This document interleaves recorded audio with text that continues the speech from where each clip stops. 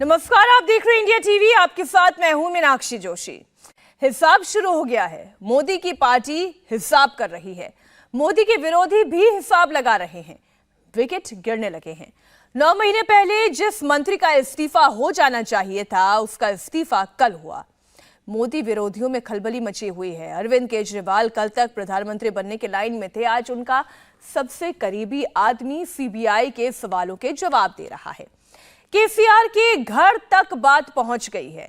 उद्धव ठाकरे के भी घर तक आंच आ रही है। राहुल गांधी तो बेल पर चल ही रहे हैं। चुनाव में अब 365 दिन ही बचे हैं। मोदी विरोधियों ने मिल बैठकर नया प्रधानमंत्री चुनने का एक फॉर्मूला बनाया है। इस नए सूत्र का सूत्रधार कौन है? नई दिल्ली में जिसकी चर्चा नेता बंद कमरे में कर रहे हैं, उसको हम खुल्लम खुल्ला बता रहे हैं। क्या नरेंद्र मोदी को रोकने का फॉर्मूला राहुल गांधी ने ढूंढ लिया है? क्या नरेंद्र मोदी को हराने का फॉर्मूला केजरीवाल को भी मिल गया है?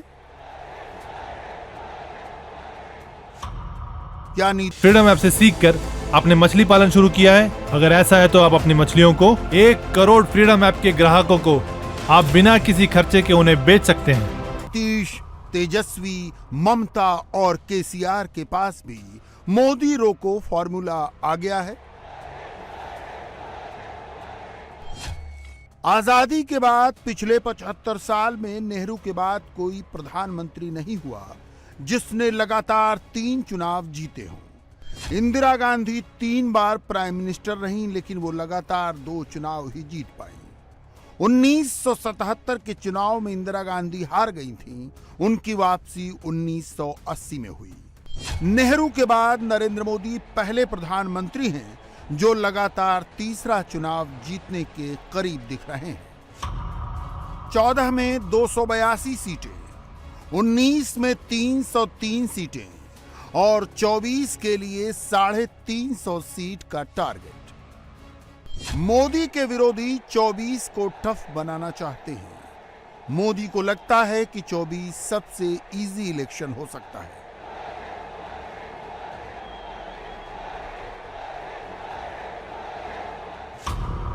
इलेक्शन का मैथ्स मोदी के फेवर में है।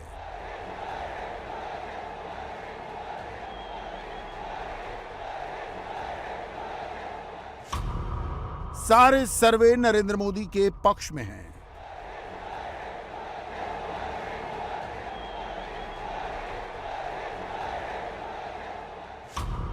पॉपुलैरिटी चार्ट में मोदी का मुकाबला नहीं।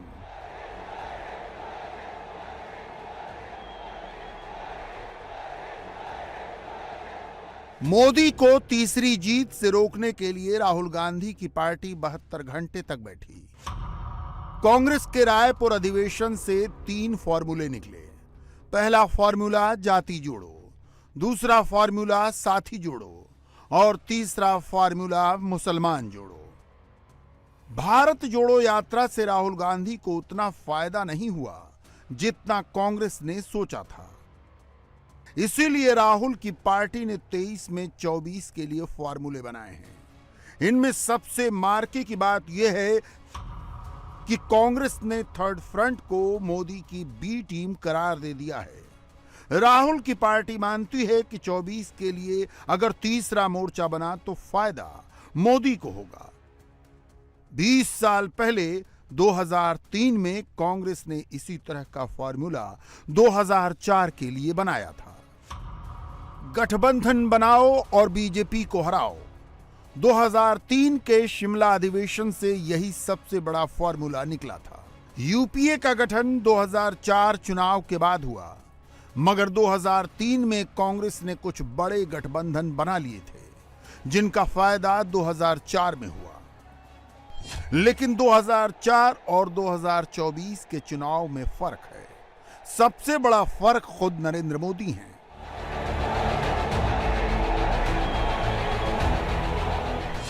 विरोधियों का फार्मूला रियल ग्राउंड पर उतरे उससे पहले ही नरेंद्र मोदी ने तोड़ निकाल लिया है। मोदी के दुश्मनों की प्रॉब्लम उनके अपने ही फॉर्मूले में है। वो अंगणित वाला फॉर्मूला लगा रहे हैं, जबकि सियासत में हमेशा अंगणित नहीं चलता। अब इसे साइंटिफिक तरीके से समझते हैं। मोदी के खिलाफ विपक्षी एकता कितनी मजबूत है, इसका इंडेक्स देखें। 14 के चुनाव में विपक्षी एकता का इंडेक्स 64% था, तब मोदी ने अकेले 282 सीटें जीती। 19 के चुनाव में विपक्षी एकता का इंडेक्स 85% हो गया, तब मोदी ने 303 सीटें जीती। 24 में विपक्षी एकता का इंडेक्स और बढ़ सकता है, मोदी ने 24 के लिए और बड़ा टारगेट रखा है। यानी मोदी के खिलाफ दुश्मनों की फौज जितनी ताकतवर हुई, मोदी का वोट शेयर भी उसी हिसाब से बढ़ा और मोदी की सीटें भी उसी तरह बढ़ी। 14 में बीजेपी का वोट शेयर 31% था, जो 19 में बढ़कर 37% से ऊपर चला गया। 2004 में कांग्रेस 414 सीटों पर लड़ी और उसने 145 सीटें जीती। 2019 में कांग्रेस 421 सीटों पर लड़ी, बाकी सीटें अलायंस पार्टनर्स के लिए छोड़ी, मगर 421 सीटों पर कांग्रेस के सिर्फ 53 कैंडिडेट जीते। 24 में हो सकता है कि कांग्रेस 400 से कम सीटों पर लड़े और बाकी सीटें गठबंधन पार्टनर्स के लिए छोड़ दे। विपक्षी एकता होने के बाद भी मोदी का जीतना क्यों मुश्किल नहीं होता, ये आगे बताएंगे। पहले आपको दिल्ली की कुछ तस्वीरें दिखाते हैं, जहां मोदी के दुश्मनों को एक मंच पर आने का बहाना मिला है।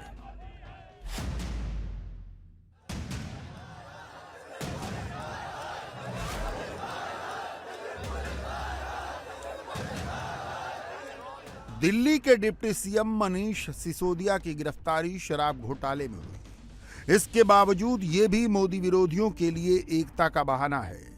भले ही विपक्ष का पीएम कैंडिडेट अनाउंस नहीं हुआ, लेकिन मोदी के सारे दुश्मन साथ साथ हैं। आज की जो सरकार है केंद्र में,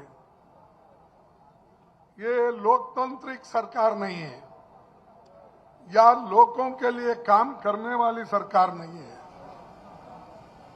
ये सिर्फ अपना डिक्टेटरशिप चलाते हैं। सारे विपक्ष के नेताओं को एक दिन निर्धारित करो और सबको गिरफ्तार करके जेल में डाल दो। और मैं तो कहूंगा, अगर मोदी जी ऐसा प्रस्ताव देते हैं तो हम लोग खुद से चले जाएंगे गिरफ्तारी देने के लिए। क्यों बर्बाद करते हो टाइम? इनको नोटिस, इनको पकड़ना, इनको धकड़ना, यहाँ छापेमारी, वहां छापेमारी, टाइम बर्बाद मत करो। दूसरे काम करना है देश के लिए, करो। हम सबको गिरफ्तार करके जेल में डालना, डाल दो एक बार में। देखिए, 2 घंटे के लिए अगर सीबीआई ईडी किसी के पास भी आती है तो देश का बादशाह बन जाएगा आज के ज़माने में। लेकिन लोकतंत्र नहीं है, ये लोकतंत्र की बात नहीं है। आज भी अलोकतांत्रिक तरीके से ये देश चल रहा है। सिर्फ विरोधी है अपने, इसीलिए उनको सताया जा रहा है, जेल में डाला जा रहा है। मैंने कल भी कहा कि आपके पार्टी में सिर्फ संत महात्मा और साधु बैठे हैं क्या, कि दर दिन हिमालय और केदारनाथ से अप डाउन करते हैं मंत्रालय में। शराब घोटाले की परतें अभी खुलनी शुरू हुई और वोट का कांटा मोदी की पार्टी की तरफ झुकना शुरू हो गया है। हमारे लिए ये मुद्दा केवल एक भ्रष्टाचार नहीं है, हमारे लिए ये मुद्दा दिल्ली की युवा पीढ़ी के भविष्य के साथ खिलवाड़ का है। आप सबको वो शायद मशहूर पंक्ति याद होगी जो शराब के लिए कही जाती है कि हजारों घर हैं डूबे बोतलों के बंद पानी में, जो इनमें जाके डूबे वो न उबरे जिंदगानी में। मगर याद रखिए, हम दिल्ली की तरुणाई को, दिल्ली की जनता को इसमें डूबने नहीं देंगे। और ये वो लोग जिन्होंने जाके शराब के आरोपियों ने महात्मा गांधी की समाधि पे जाके नाटक किया था, जिनका कि जन्मदिन पूरे भारत में ड्राई डे होता है, वैसे जन्मदिन के दिन नहीं गए थे, ये भी ध्यान रखिएगा।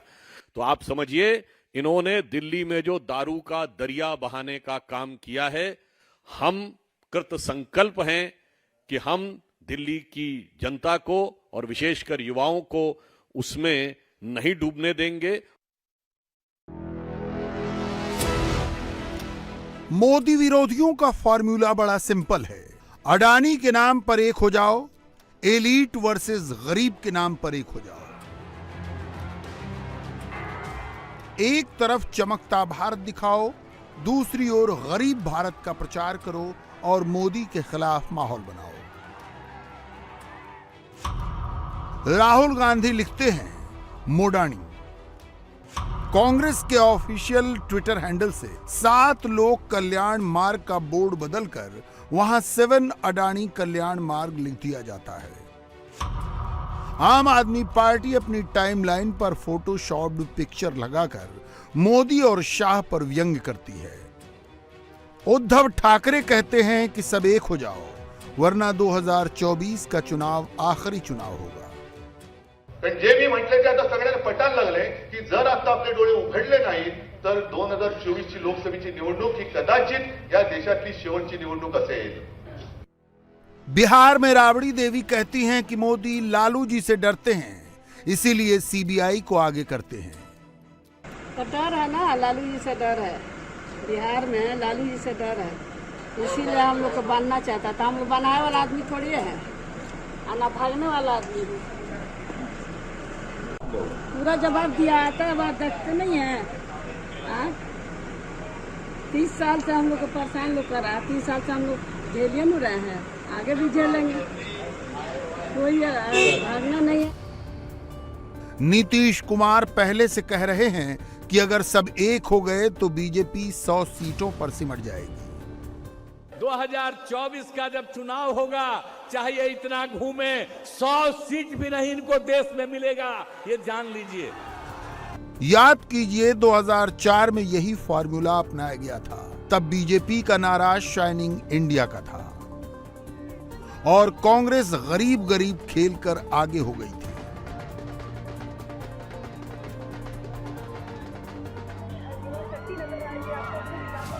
लेकिन 2024 2004 जैसा नहीं है, क्योंकि सामने नरेंद्र मोदी हैं और उनके पीछे दुनिया की सबसे बड़ी पार्टी का संगठन है। सियासत में 2+2 हमेशा 4 नहीं होते। इसे कर्नाटक के एग्जाम्पल से समझिए। 2019 में कर्नाटक में कांग्रेस और जेडीएस का गठबंधन था, मगर दोनों ही पार्टियों के कोर वोटर्स ने इसे सपोर्ट नहीं किया। कांग्रेस के 40% कोर वोटर्स ने ही जेडीएस को सपोर्ट किया। इसी तरह जेडीएस के 30% कोर वोटर्स ने ही कांग्रेस को फेवर किया। कर्नाटक में बेमेल गठबंधन से नाराज होकर कांग्रेस से जुड़े रहे 40% दलित वोटर्स बीजेपी की ओर शिफ्ट हो गए। इसी तरह जेडीएस को सपोर्ट करने वाले 60% वोक्कालिगा वोटर बीजेपी के साथ चले गए। नतीजा यह हुआ कि बीजेपी ने 2019 में कर्नाटक की 28 में से 25 लोकसभा सीटें जीत ली।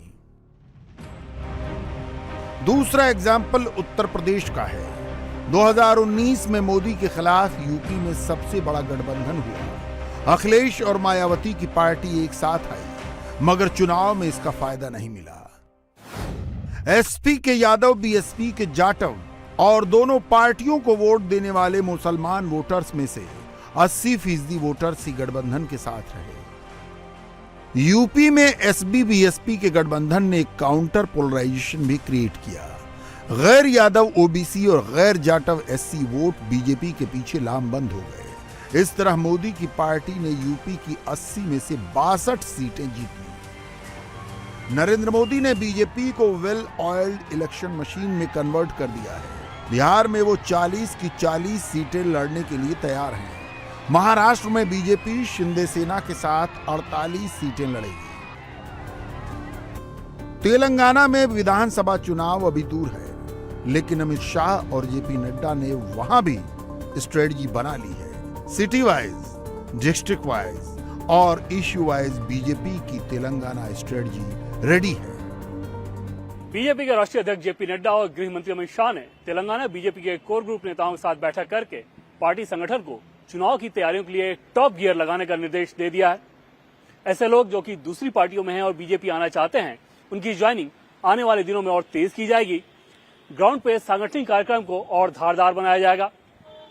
पार्टी का आकलन है कि चाहे हिंदुत्व का मुद्दा हो या फिर राष्ट्रीयता का, तेलंगाना के गांव पे इसका ज्यादा असर ऑलरेडी हो चुका है सोशल मीडिया इंपैक्ट के चलते। लेकिन पार्टी की सबसे बड़ी उम्मीद है तेलंगाना की मौजूदा राज्य सरकार के खिलाफ गुस्सा और पीएम मोदी का ट्रम्प कार्ड। तेलंगाना का चुनाव बीजेपी के लिहाज से सिर्फ इस लिहाज से महत्वपूर्ण नहीं है कि उसे दक्षिण का एक और किला मिलेगा, बल्कि पार्टी ये मानकर चल रही है कि साल 2024 के लोकसभा चुनाव में जो उसके मौजूदा आंकड़े 4 सांसदों की है तेलंगाना से, उसे बढ़ाकर 12 या 13 भी किया जा सकता है। कांग्रेस की मजबूरी है, मोदी से भिड़ने के लिए अलायंस जरूरी है। डीएमके वाले स्टालिन राहुल गांधी के सबसे भरोसेमंद अलायंस पार्टनर हैं, लेकिन कांग्रेस को सीटें देने के मामले में स्टालिन भी कंजूस है। राहुल गांधी का अलायंस कैलकुलेटर जिधर जिधर घूम रहा है, उधर उधर दाग ही दाग दिख रहा है। लालू की फैमिली कांग्रेस के साथ है, तेजस्वी पर सीबीआई का मुकदमा है। महाराष्ट्र में एनसीपी के 2 पूर्व मंत्रियों को जेल की हवा खानी पड़ी। उद्धव ठाकरे की शिवसेना टूट गई और पार्टी सिंबल लेकर शिंदे चले गए। जम्मू कश्मीर में अब्दुल्ला और मुफ्ती दोनों पर कानून का शिकंजा है। असम में बदरुद्दीन अजमल पर विदेशी फंडिंग का केस दर्ज है।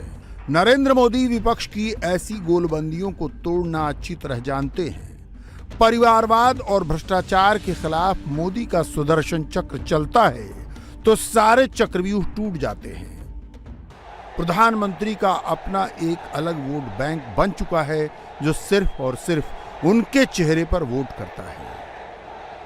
समाज का एक वर्ग ऐसा था जो चाहता था, यानी फ्रीडम ऐप से सीखकर आपने मछली पालन शुरू किया है? अगर ऐसा है तो आप अपनी मछलियों को 1 करोड़ फ्रीडम ऐप के ग्राहकों को आप बिना किसी खर्चे के उन्हें बेच सकते हैं। सरकार उनके लिए कुछ न कुछ करे, लेकिन पहले की सरकारों के समय इस वर्ग ने हमेशा अभाव ही महसूस किया।